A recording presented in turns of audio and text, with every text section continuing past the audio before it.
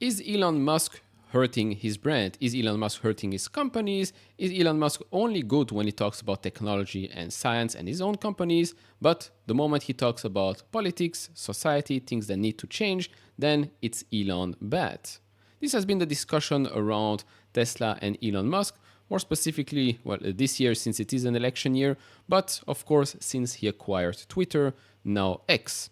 More recently, there was a conversation on Farzad's channel between Farzad, Larry, and Hans talking about Elon's brand, political views, what should he do, what should he not do for Tesla, for his own well-being, etc., etc. So there are two terms I want to first talk about before going into some deeper stuff in this video. One is apolitical. What does that mean? Well, apolitical means not interested or involved in politics. So when people say that they want Elon Musk to be apolitical, they basically say that they want Elon Musk to not be interested in politics or not involved in politics. That's different to being neutral. Being neutral is basically being in the center. So you have a view, you can speak your mind. Well, you have to speak your mind, let's be honest, unless you live under a dictatorship, then you cannot really speak your mind. But Elon has previously said that he voted Democrat each and every time, and that's going to change. Is that one of the reasons why people are attacking him now more than before? Maybe, maybe. This has become one of my favorite lines recently. Those who preach tolerance are the least tolerant people of all. Now, second term we need to go over is fiduciary duties of a CEO. What does that mean? Well, that's the duty of care, meaning taking appropriate steps to gain information before making a decision. Duty of loyalty, meaning acting in the best interest of the company and its owners. Some people will say that Elon has failed his fiduciary duty to Tesla shareholders. Well, if you look at the stock price in the last year or two or maybe even three, then it's true that the stock has not done that much. But is that the time frame that we're going to judge Elon Musk on? I don't think so, because if that's the time frame, then plenty of other CEOs have outperformed and have failed at their fiduciary duties to shareholders. Over the long run, Elon has done quite well. Elon and Tesla. Tesla has become a huge company generating a lot of revenue, free cash flow, selling more cars, selling more megapacks. And then even if we talk about SpaceX, of course, those are private companies, but I mean, they've gone to space, they came back. Neuralink, it's now in patients, not just one, but apparently a second one as well. So I do believe that his companies are performing quite well. Could Tesla, specifically, since it is a consumer-facing brand, could Tesla be doing better? Yes, I think it could. I think if you're saying that no, Elon has not hurt the Tesla brand because of his political statements, then I think you're just lying to yourself. Me, big Tesla and Elon fan, and I agree with most of what he's saying, I agree that if he were to stay quiet, then yeah, more people would be buying Tesla cars, especially those on the left, or left-leaning, should I say. But I would also like to say that even if he stayed quiet, there will always be people that would hate Tesla and Elon Musk because of what they stand for. Because they stand for EV, clean energy, etc., etc. He's a billionaire. He lives a good life, he works hard, so there will always be haters, no matter what his politics are. Now, you might also say, okay, now he's made his statements. Some might say it's statements made by someone that is center in the political scale. Some might say it's extreme right, far right, right? Because border security, man is a man, woman is a woman, stuff like that, that's now far right stuff. Okay, so some people will say that. So you might say, okay, since now he is more right-leaning, then people on the right might buy EVs. Yes and no, because a lot of people on the right just don't want EVs because they don't trust it, they don't know a lot about it, they want their trucks, they want their petrol, etc., etc. But, of course, yes, you can win a lot of people on the right as well, and if we're being honest, if you're going to buy a car, you're probably going to look for the best car out there, right? At the best price. Now again, with EVs, still a lot of lack of information out there, lack of awareness. Because as you will see, there were some surveys in the last couple of months and years, and the problem is clearly not who the CEO is or what his political appetite is on a certain day. No, it's more about specific things when you buy a car. Now, going back to the Farzad video, it posted that on X, to which Elon Musk answered. That guy doesn't get it. I would prefer to have zero involvement in politics. However, there is no company's success unless civilization itself continues to progress. This insane shift by the left away from a meritocracy and personal liberties, example censorship of free speech, under the guise of hate speech, will be the end of civilization as we know it. I'll share my thoughts in just a second, but Larry here did answer. He said, Elon, I do get it. I am in violent agreement with you. What is happening in politics is an existential threat to our company, our nation, and our civilization. Where we disagree is your role in reversing that drift to insanity. You have rescued X, have built a robust ecosystem of peerless companies, each playing an important, if not irreplaceable, role for our nation, civilization, and indeed humanity. All this is nothing in this important struggle, but further, I think there is a compelling argument that you can achieve our goals at X and beyond without entering into the political fray yourself. By remaining in the background politically, you may be even more effective in this endeavor. Now, going back to what Larry has said, right? Elon, you can be influential, but maybe it would be better for you to do it in the background, right? Not so public. Since you are a public figure, CEO of plenty of companies, very famous, lots of people hate you, because let's be honest, that's true. So maybe do these things, try to influence stuff in the background. That's a bit like what, let's say, Peter Thiel has been doing for quite a while. Peter Thiel, very wealthy, very successful person. He's famous, but of course not as famous as Elon Musk. Peter Thiel, by the way, very good friend of his, is probably maybe going to be the next vice president of the United States. Yes, that's J.D. Vance. So yes, Peter Thiel has, of course, right-leaning ideas. Some might even say far-right-leaning ideas, right? Because everything today is far-right or far-left. We always have to go to the extremes. But of course, the media loves to play the weird topic and the far-right topic every time we talk about border security, national security, less spending for government, smaller government, a man is a man, a woman is a woman, etc., etc. Far-right ideology has come a long, long way. Anyways, going back to the Peter Thiel, Elon Musk type of thing, I admit it's true that, yes, for a lot of things, it's way better to play the game in the shadows, right? Make your moves so that nobody really notices it, and then you can actually do something, make a change. Now, on the flip side, being public about it is making sure that it gets exposed to the wider public, right? Because imagine there is no retweet button on social media, on X or whatnot. Imagine Elon doesn't even buy X. Do you know how much information will still be locked behind closed door that we wouldn't know? Imagine how many more lies we would have to hear from the mainstream media, from political figures, from CEOs or whatnot, that now can get exposed thanks to Elon's acquisition of X. So yes, you can look at it from both ways. But the reason why this is my opinion again, the reason why I believe we are in this weird time in this Western civilization, society, whatever you want to call it, is because for many years, people that are powerful, that are wealthy, did not speak up, were told to shut up, do your job, make money, and don't speak about politics. And so, people, you might call them evil people, you might call them power-hungry people, the other side said, nobody's saying anything, so okay, we can control the narrative, we will decide what happens with society, we will decide what happens with the internet, we will decide what happens with our borders and our country. And so for many years, these things happen, and then, okay, suddenly, bam, counter-reaction.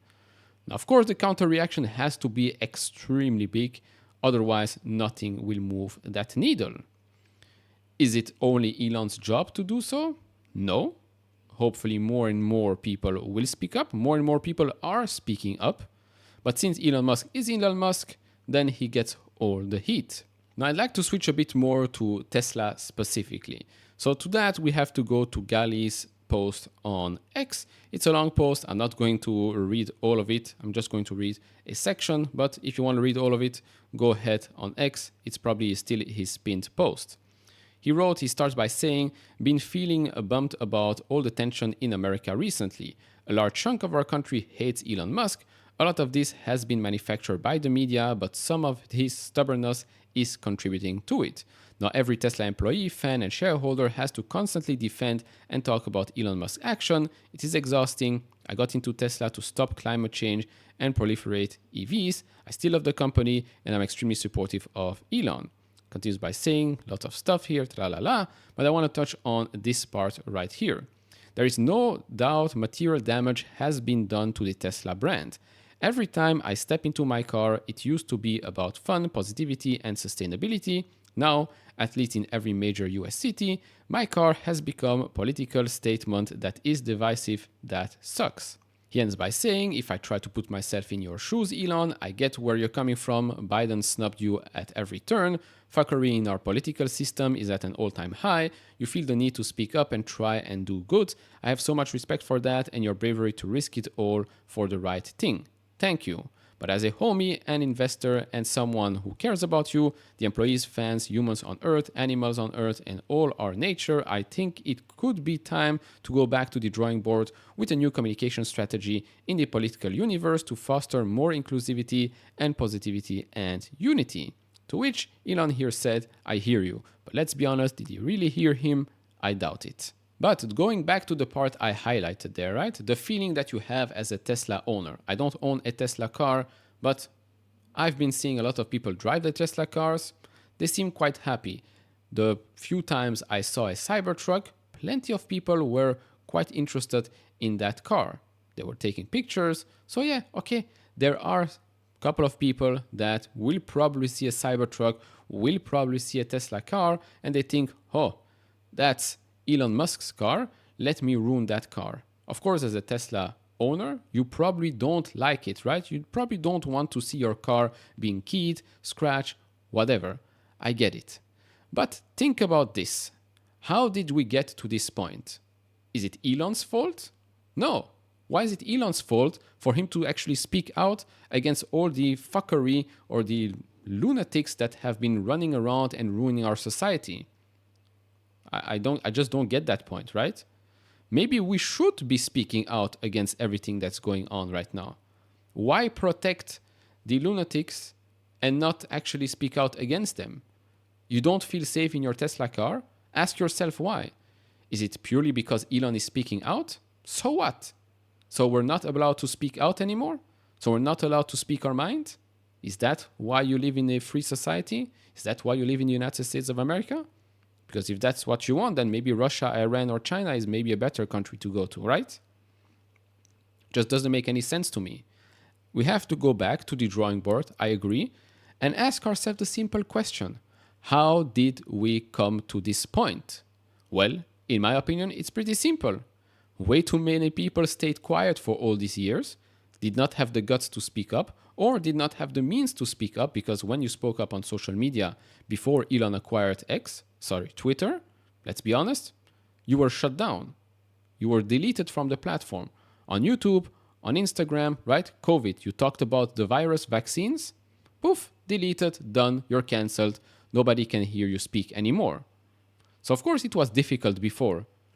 But saying that, oh, because me personally, emotionally, I don't feel safe in my car, or, oh, people don't like me anymore. First of all, maybe you don't have the right friends. Let's be honest. Or second of all, you're just insecure. I'm not here attacking Gali specifically, but people that think like this and don't notice that, oh, maybe there might be a bigger problem. Maybe there might be a bigger problem. Because let's be honest, if we're purely talking here, by the way, that's just my opinion. If we're purely talking about the investment, me personally, if Tesla is a failed investment for me, but I get to live in a free society, in a country where my borders are secured, where a man is a man, a woman is a woman, where the state does not have control over my kids, where the government doesn't spend my money unwisely, then so be it. I'd rather have that than suddenly, oh, I'm a Tesla millionaire, but my kids go to school and they get taught BS. I can't walk down the street at night without being mugged. My taxes go to I don't know who. Sorry, but no. To me, the decision here is very, very simple. But that's just my opinion. Now, let's have a look at some surveys. So this was one survey that was made. I think there were 1,600 participants or something like that. So again, not that many. The people most likely to buy an EV don't like Elon Musk. Percent of Democrats and Republicans who would buy an electric car dislike Musk. So you've got here on the left, would not consider buying an electric car. We've got here 82% Republicans, 31 Democrats. Rate Musk unfavorably, 22 Republicans, Democrats 80. But in my opinion, there are way more people in the center than these extremes here. It's true that a lot of Democrats will probably not buy a Tesla anymore because of Elon Musk, but it might also be true that some Republicans might actually consider a Tesla. When you look at the three biggest reasons why people wouldn't buy an electric vehicle, the top three things here: one, price, range, charging access in public. I think it was a while ago, but I do still believe that these are still today in 2024 the top three issues: the price, the range, and charging access in public. In my opinion, these things get fixed with advertising, raising awareness, and it has nothing to do with who the CEO is or your political view. You will buy a specific car because it's the best price. Range, it has enough range. People think that you cannot go to work with a Tesla. You can do much more than that. And then charging access in public. It's true that some places, but most places not, some places you have to drive for a while until you have access to a charger. Okay, fine. But here again, it shows you the concerns, the real concerns when you go and buy a car. We also had a Morgan Stanley. This is from Adam Jonas. I think this was a couple of months ago. Another survey here saying a couple of things. Our survey results showed that higher income individuals and EV owners tended to skew more positively in their perceptions of the Tesla brand relative to other cohorts. Conversely, 15% of ICE hybrid vehicle owners had a very negative perception of the Tesla brand, more than 3x that of BEV owners. The majority of BEV owners, 61%, said they perceived Elon Musk's reputation as important to their view of the Tesla brand. At 50% share of the new US BEV sales and well over 90% of the EV car park, we would expect that the majority of respondents within this cohort are Tesla owners. While ICE vehicle owners place less relative importance on Elon Musk's reputation in their view of the Tesla brand, it still does influence perception for 44% of the group. Now, to be honest, it does tell me a lot about the people that drive EVs. If you're only driving EVs because of what might people think of me when I drive this car, then you're very, very insecure. ICE vehicle owners, like they said here, place less relative importance on Elon Musk's reputation. And in my opinion, that's most of the people around the world. You've got 42% that say somewhat important to very important. And the rest is either neutral, somewhat unimportant, not important at all, or don't know, not sure. Now ask yourself this question: how come Tesla with only 4 models, let's be honest, only 2 real mass-produced models, the Model Y and Model 3, how come they can still grow in many, many places around the world? They might even grow this year, might be flat this year as well, but expected to continue to grow for many, many years. If Elon Musk destroys the brand, if Elon Musk is too political. Because at the end of the day, what counts is the quality of the car, the price of the car. Compare that to the competition and you'll pick the best out of those. If you're going to buy products based on a CEO's political stance, then that's just your problem. Again, to end this, has Elon damaged the Tesla brand? Yes, probably for some people. But overall, is what Elon is doing good for society or bad for society? In my opinion, again, that's just my opinion, in my opinion, it is good for society. If society goes down the drain, then who cares what happens with the Tesla brand, right? Let's be honest. So, that's about it. Yes, he could be doing much more in the shadows like Peter Thiel, but doing things in public also helps raise awareness. So that's just my opinion. Leave your thoughts down in the comment section below. Like, subscribe, do all of that, and I'll see you all in the next one. Bye bye.